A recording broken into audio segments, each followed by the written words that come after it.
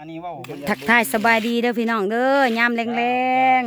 ๆมาอัปเดตให้เบิ่งอีกเห็ดครัวมามื้อนี้ก็เบาแพงเช่นเก่าเช่นเคยอะไรบ่แพงละห่วงบ่แพงคือมีจะหม้อยเลย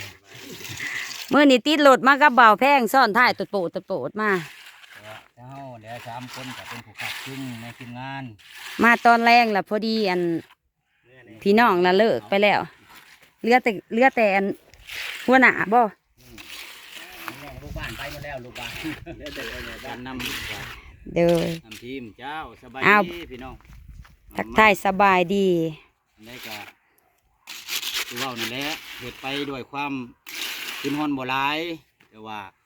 คือรูปภาพก็บ่แข็งแรงปานใดขาดขึ้นฮ้อนแล้วก็เฮ็ดนี้บ่ได้เก็บจากประชาชนโดยจากพี่จากน้องมีแต่ว่าแพพพายายกว้างแล้วแต่น้ำใสใจศรัทธาผู้ใดอยากเติมหาเติมซิปเติมบุญเติมหาเติมซิปนำกันโดยสำได้สำมีสำแห้งโดยเป็นไปได้ก็จะขอนำพี่น้ำน้องความเดือดใจศรัทธาใส่ได้สำได้ก็ยินดีหรือว่ามีความศรัทธาในใดก็ได้แล้วแต่การกินบ่จะเป็นปัจจัยเงินทองก็ยังดีเพราะว่าที่เฮาก็ยังขาดทุนฮ้อนเรื่องหินแห่หินทรายก็ยังเป็นหนี้หั่นแหละแต่ว่าเป็นยังจังเป็นหอยก็ลงมือแล้วมันต้องมีอุปกรณ์แม่นหั่นแหละแม่นบ่ได้จังหน่อยและหลายเลยแหละคือหลายนะสั่งมากอะยังมีหนี้หั่นแหละเดี๋ยวนี้ก็ยังบ่ทันมีบ่อนที่ว่าต่อไปก็สิมีสำใดก็ยังบ่ฮู้แล้วแต่บุญวาสนาเอ้ยเนาะผู้ไกลผู้อยู่ภายในประเทศนอกประเทศก็ดีเนาะก็ขอนำอะไรคันว่าพ่อช่วยได้นะสำได้ก็ความเลื่อมใสสั่งบุญนำกันสั่งสะพานความแม่น้ำแม่นสายหัวประแดกลงสู่ห้วยโมงของบ้านที่สว่างใต้เฮาของบ้านที่สว่างใต้อันนี้เพิ่นว่าบ่ได้เก็บประชาชนในหมู่บ้านเพิ่นว่าแล้วแต่น้ำใสใจศรัทธาสิสวยเหลือเพิ่นว่าผู้หาผู้ซิบในบ้านน่ะบ่ได้เก็บเพราะว่าครัวเล็กที่ขามบ้านนักคงไผ่น่ะได้เก็บกันแล้วหากก็สำเร็จไปหวังใดนี่พี่น้องเนาะหากก็สำเร็จไปหวังใดนี้แม่นบ่ทันฮอดเดือนป้าเมาก็ไปอยู่แล้วก็แห่งอันนี้เป็นสะพานตัวที่2แต่ว่าจำเป็นที่สุดก็คือสิขวมไปให้ไปหน้าจำนวนอยู่24ครอบครัวว่าซั่นก็บ่ได้เก็บพี่น้องมีแต่ระดมกันเหือแห้งแล้วก็น้ำใจก็แล้วแต่เพิ่นสิโมทนาเพิ่นบ่ได้เก็บอันนี้หั่นแล้วก็เลยเพิ่นก็แม่นเพิ่นก็แผ่ไปทั้งงานก็ยังบ่ได้บงการว่าแม่นแล้วแต่สมัครว่าผู้นี้จะมาเฮ็ดมื้อนี้มีเวียกก็ไปแล้วแต่สมัครใจแต่มื้อนี้ก็ได้หลายให้งานเติบอยู่ลงมาบ่แพงเจ้าหนังฟังหยังก็ให้งานค่อยกำลังคิดอยู่ถ่ายคลิปไปเมื่อวานนี่ก็ซอยม้อยบ่มีผู้อยากซอยเลยมาอีกเมื่อนี้ตั้งใจมาพี่น้องเฮาช่วยเหลือสิเป็นเล็กเส้นก็ดีเนาะเศรษฐกิจบ่ทันกว้างไกลแผนการของเพิ่นนี่ถ้ามีงบนี่เพิ่นอยากอันได้เล็กมาตีแบบสิพี่น้องตีให้มันหยุดให้มันแข็งเทคานไปนี้เทคานที่ทั้งตัดนี่นะตามแนวยาวของสายน้ำบ่ได้หลัดน้ำดอกตามแนวยาวของสายน้ำเพื่อให้การยึดมั่นของแม่นอันนี้คือตีนเสาของสะพานนี่ให้มันแข็งถามความเข้าใจก็เพิ่นแล้วมื้อนี่บ่ได้เก็บหมู่บ้านเด้อพี่น้องเด้อแล้วแต่น้ำใสใจศรัทธาเพิ่นก็เลยแผ่มาทั้งช่องเบาแพงช่องปลาเมาบ่ได้เจาะจงเด้อถ้าสะดวกทางใดอยากซอยก็ซอยได้เด้อพี่น้องเด้อซอยได้ทั้งใดก็ได้เด้อซอยเป็นยังก็ได้แม่นบ่ได้ว่ากันน้ำดื่มตามใจศรัทธาน้ำดื่มเว้าถึงเห็ดมันก็เนาะกินเลยเนาะมันขาดบ่ได้แท้ๆก็คือน้ำดื่มทางปลาเมากับมาแต่โตกับหัวใจพี่น้องบ่ได้ยังมาต้อนมาฝากฮูลาตาสวดมาอันทั้งพ่อใหญ่เฮาสบายดีมีสิขออนุญาตเอิ้นชื่อพ่อใหญ่ลัดพี่น้องพ่อใหญ่บ้านทั้งบ้านที่สว่างใต้อันนี้เนาะก็สิเห็นเพิ่นผ่านกล้องอยู่ดอกเวลามีงานอยู่ทางบ้านน้ำมงเพิ่นก็ได้ไปร่วมก็บ่ได้แนะนำมีแต่ถ่ายผ่านไปแต่ที่ถ่ายเจาะจงอยู่น้ำมงก็มีพ่อใหญ่ปั้นเนาะพ่อใหญ่เลิศนะประจ อันนี้เป็นพ่อใหญ่ลัดอยู่ทางบ้านสีสว่างใต้ เพิ่นก็สิเฮ็ดเวียก เกี่ยวของกันกับนักคลองไผ่นักคลองไผ่เนาะป้าเมาก็เคยไปถ่ายอยู่ในวัดว่าอารามกับพ่อใหญ่ลัดนี่แหละเนาะแล้วก็โตะขาดเด้อพี่น้องเด้อเพราะว่าแล้วแต่นำใส่ใจศรัทธานี่นะก็คิดอยู่กำลังคิดอยู่หาทางอยากซอยอยู่จักเพิ่นสิว่าจังได้ทั้งFCกะนับตั้งแต่1 สอบขึ้นไปป้าเมาว่าคันเพิ่นอยากซอยเนาะกำลังหาทางอยากซอยอยู่มันก็จำเป็นเนาะทางเที่ยวเมื่อไห้เมื่อหน้านี่แหละแก่เขาวแก่น้ำเห็ดไห้เห็ดหน้าคันมันบ่มีทางเที่ยวมันก็แล้วและเฮาจบข่าวและจะจำเป็นอยากเห็ดอยู่ เพราะว่าในทางสิ่งนี้เนาะมันก็เว้าเรื่องจุดนักก็เรื่องใช้เศร้าสีครอบครัว แม่นที่ออกไปบ่ได้มาบ่ แม่ เป็น นถ้าฝนตกน้ำมากน้ำนองก็ถือว่าไป เศร้า บ่ได้ เศร้าสี่ครอบครัวบัดผู้ขาดผู้เคินก็มีแม่นบ่ อืม ก็เขาก็สิบ่ได้ออก ครอบครัวที่ว่า อืม ทุกข์ยากนั่นแหละเศร้า แม่ สีครอน บครัวน่ะ แม่น ใช้เศร้าสีครอบครัวบ่ในระบบการเฮ็ดนี้ อืม ก็บ่ได้ว่าระดมถึงบ้านแล้ว โด ก็ ย ใช้ศรัทธาพออิงการสร้างซานี่มัน โดย มาแต่คนแล้วฮดแจกผ่านมาก็ เฮาสร้างศาลาแน่อยู่วัด มันก็เก็บไปหลายกับประชาชนเขาก็บ่มี แม่น ทางให้แล้ว โดย มื้อนี้ปีนี้เลยได้ใส่ครัวเล็กเอาครัวใหม่ย้ายลงมานี้ โดย เพื่อมาแก้ไขอันใน24ครอบครัวนี้ โดย เพราะว่าก็บ่ได้มีแต่24ครอบครัวว่าไปทางดงหนองไม้ก็ถือว่าทางเส้นนี้เล่นอยู่ประสาท แต่กับประชาชน อยากสัญจรไปมากก็ได้เนาะทางลัดเนาะ ทางนี้มันมี โดย ไฟฟ้าลักใหญ่หั่นแหละ โดย คือรวมคือบ้านต่อบ้านนั่นแหละก็ขอความช่วยเหลือจาก โดย ใจดีแหล้วนั่นแหละก็มันขอนั่นแหละมันบ่มีเฮ็ดได้ โดย ก็เอานี่ก็ติดหนี้ติดศีลแล้ว โดย จังยามได้แล้วสิได้ใช้เขาเจ้า โดย บางหมู่เขาบ่ได้ก็พุ่นแล้วเขาหน้าป้าแล้ว เขาหน้าไปแล้วจังหาแทน หาแทน เพราะว่าตัวนี้มันจำเป็น มันจำเป็นเลยเด้ โดย เฮ็ดแล้วก็เฮ็ดซะ โดย ลำบากประชาชนเขา โดย ก็ได้ตัดสินใจง่ายเอาขัว อันนี้อย่าพูดว่าไฟสตาร์ทปูนก่อนนี่นะพ่อใหญ่บ้านบ่ ปูนบ่ ปูน ผู้ใหญ่บ้านเป็น ผู้ใหญ่บ้าน ซื้อจักสอบพ่อใหญ่บ้าน จักสิถึงผู้จักสอบเว้ากันกับสมหมายนี่แล้วเอามาก่อน เออ สองสอบ เออ เออ ผู้สองสอบก่อน เออ ผู้สองสอบเบิ้งเฮาสินำเสนอเนาะผู้สองสอบจักสอบแล้วเอามานี่ 2 สอบ 4 สอบแล้วเอามา สี่สอบ สี่สอบ เออ คน สี่ ละ สอบ 2 สอบ เลย บ้านจมไม้กับบ้าน โอ้คนละสองสอบเนาะพ่อใหญ่บ้าน มากินน้ำอากาศร้อนๆจนสิสอกพี่น้องเลย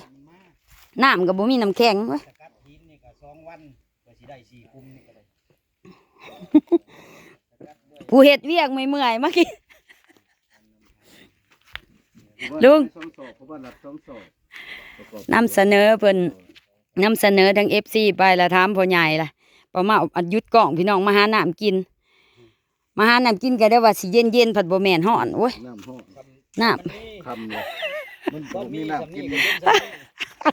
มันมีก็มีก็สิได้เย็นกัน เนาะเดี๋ยวจะเบ็ดสาดเด้อ น้ำห้องนี่แหละ น้ำแข็งก็บ่ จะบ่ใส่ใจ เออ คุ้มเพื่อ ประหยัด ใส่วัตถุที่จำเป็น แม่น อ่า กินหยังก็กินดอกว่าซั่นพอแอว่ะ ก่อน พอแอว่ากินหยังก็กินนะเอาว่าสัมมันมีกินนี่แหละวะน้ำโอ้ยกินกับบ่ชื่นใจ อันน่ะพ่อใหญ่ลัดออก2 กระสอบพ่อใหญ่สมไม้บ่ แม่น 2 กระสอบ ผู้บ้านกอง เพราะวันกองมานี่ พอว่านกอง ซอยปอกบ่ นี่ สี่ปอก โอ้ซอยกันออกเลยกันยังอันกับบ่ยังหยุดบ่เทอนี้ได้พี่น้องเพิ่นยังจะก่อกันอยู่ เป็นไปได้มันมี เพิ่นกำหนดไว้ว่าบ่ได้หลายก็ได้สักต้นหนึ่งสุดต้นหนึ่งนี่มันมีจำนวนอยู่20 กระสอบบัดนี้ได้ละ4 สอบยังอีก16เด้อพี่น้องเด้อยังอีก16 สอบ ในใจบ่เมาก็อยากซอยเพิ่นได้เดียวนี่แต่ว่า ทรายนี่แหละ ถ้าเป็นไปได้ก็ สิ้นเพิ่น ถ้าเป็นไปได้ก็มีผู้ซอยก็ดีเนาะผู้ละสอบ2 สอบ เดี๋ยวป้าเมาสิแจมนำนี่ แห้งก็ดี เออ สอบ2 สอบ แม่นเอามาตื่มกันนี่เบาแพงก็อยากได้แล้วพอทางเมื่อหน้าเพิ่นป้าเมาก็อยากได้คือกันสิได้เที่ยวไปกินปลาหน้าเบาแพง ง่ายเพื่อสะดวก เออ แกน้ำก็ง่ายพี่น้อง แม่น คันบ่มีลงหวย อยากได้เว้าถึงก็อยากได้อะไร แก้ไขปัญหา อืม และให้สบายขึ้นดีขึ้น อืม คันสิเก็บมันก็หนักแหละเนาะ หนัก ตัวนั้นเพราะฉะนั้นก็ต้องคันสิเก็บ แต่แผนงานของเพิ่นก็ไว้มาเมื่อวานนี่ยังเสากองอยู่ มามื้อนี้น่ะขึ้นเป็นรูปห่างเลยไว้อีหลีมื้ออื่นคันแม่นเอาน่ะสิได้อันต่อตัวใดนี่ มื้ออื่นนี่สิได้พักงานซิก่อน ให้มันแห้ง รอให้ปูนแกงโตก่อน อ๋อมื้ออื่นผักเนาะเออ บอกแล้วเด้อให้พัก2 วัน ฮะ วันนี้จะให้เรามาถ่าย วันศุกร์คันเจ้าสิมาถ่ายจังมา โอ้อยากให้ปูนกล้ามแข็งโตก่อนจังมากของเฮามาตอกอันนั้นอันนี้มันสะเทือนเนาะ เพราะว่ายิ่งใส่เวียกบ้านการเมืองก็คือวันพุธมื้ออื่นนี่พอวันต้นไม้กับพอวันวิรัติจะได้ขึ้นไปถอกภาษีที่ดิน โอ้ แต่เฮาก็เลยว่าขาดหัว มื้ออื่นนี่วันค้านได้มื้ออื่นนี่บ่แม่นบ่ มื้ออื่นว่าวันคาน มื้ออื่นวันค้าน วันคานวันพุธ อืม แล้วก็ไป อืม ก่อนแน่แล้วก็ห้อยล้มลุกคุกคานเหือแตกย่างตายมื้อนี้ก็ ฮ้อนก็บ่ได้ฮ้อนมีแต่ทางลูกหลานบุก สิลงเฮ็ดวัดมื้อนี้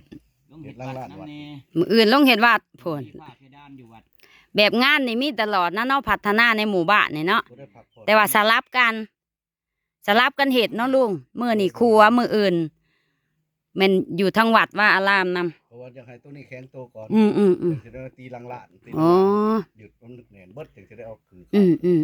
เสาหลักใหญ่ๆที่ยังขาดคือที่ว่าจำเป็นน่ะนะ จำเป็น บ่มีก็ต้องเส้น อืม คือหนึ่งหินทรายนี่ อืม มาแล้วนี่ยังมีหนี อืม บ่ทันมีผู้ช่วยเหลือ บ่ทันมีผู้ซอย ก็รอไป ถ้ามีผู้ซอยเฮาจังไปไปเทน้ำหลัง เสาไม้นี่เนาะที่เอาขึ้นมาได้จากโกนห้วยพังนั้น อืม ย้อนว่าไอ้น้องชาวนาของไผคือเฒ่าโกกนี่ อืม มาซอยค่าน้ำมันรถจ้าง อืม เมื่อวานนี่ก็ ซอยค่าน้ำเมืองน้ำมันค่าแก่ค่าหยังเนาะเพื่อสิมาฮอด เออ 300 บาทเมื่อวานนี่เพิ่นซอยมาซ อื อ ม ย อืม ดึงเสาขึ้นจากโกนห้วย อืม แต่เฮาจะได้หามกันขึ้นรถไถมานี่ก็ได้ย้อนเอ้ยน้องสาธุบุญว่า อืม ก็บ่นหาบ่นซิบ กลับมาเฮือนย้อนกลับมาเฮือนประดำอีก มาเอาหลุดจอดหลุดไว้อยู่เฮือนประดำพี่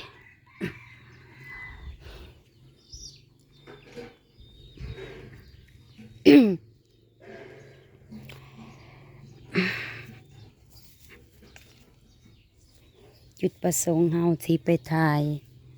คลิปให้พี่น้องได้เบิ่งได้ชมอยู่ทางห้วยประแดก ทางขวมทาหน้าเบาแพง แล้วก็อีกพี่น้องรวมกันเบิด24ครอบครัวเอาจุดประสงค์กะถ่ายทอดให้เบิ่งเนาะพี่น้องเนาะให้เบิ่งให้ชม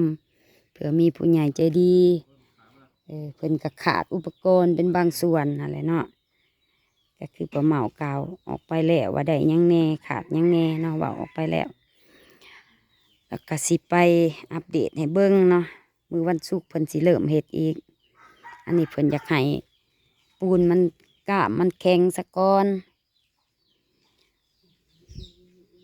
ทั้งประเหมาเองก็อยากให้มีผู้ร่วมเนาะอยากให้จุดประสงค์ก็อยากให้มีผู้ร่วมทำบุญนำมาแหละบุญสร้างครัวสร้างสะพานขามน้ำ